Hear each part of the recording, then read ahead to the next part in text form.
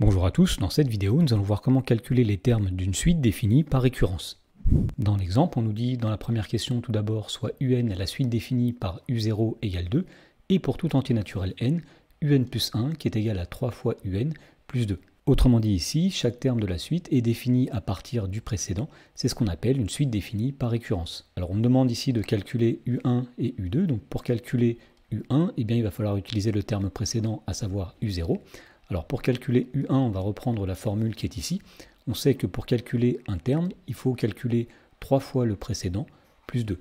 Donc ici, pour calculer u1, on va faire 3 fois le terme précédent, 3 fois u0 plus 2. Autrement dit ici, on va avoir 3 fois u0, c'est-à-dire 3 fois 2 plus 2. Alors 3 fois 2, 6, plus 2, 8. Et donc on trouve que u1 est égal à 8. On nous demandait ensuite de calculer u2. Alors même chose, pour calculer u2, il va falloir utiliser le terme précédent.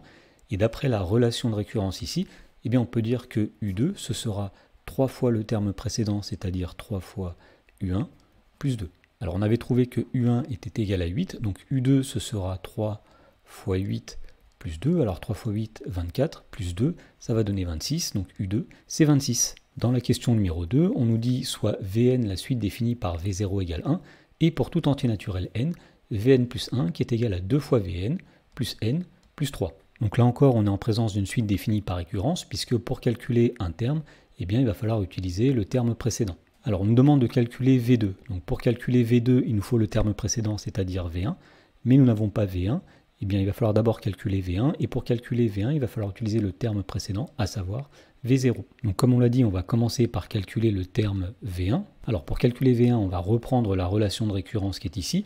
Si on veut obtenir V1 ici, il faut choisir n égale 0. Autrement dit, on va remplacer n par 0 dans la formule qui est ici.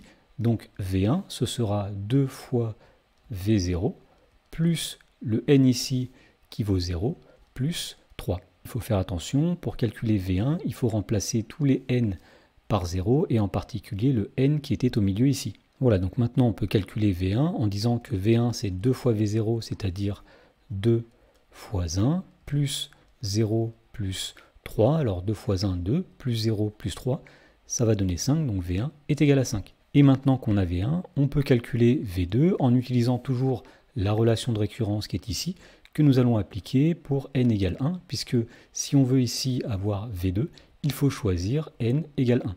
Et donc en remplaçant n par 1 dans la formule qui est à droite ici, eh bien on va dire que V2 c'est 2 fois V1, plus le n ici qui vaut 1, donc plus 1 et non pas 2, plus la constante qui est ici, c'est-à-dire plus 3. Et donc ceci est égal à 2 fois V1, c'est-à-dire 2 fois 5, plus 1, plus 3. Alors 2 fois 5, ça donne 10, plus 1, 11, plus 3, 14. Et donc on trouve que V2 est égal à 14.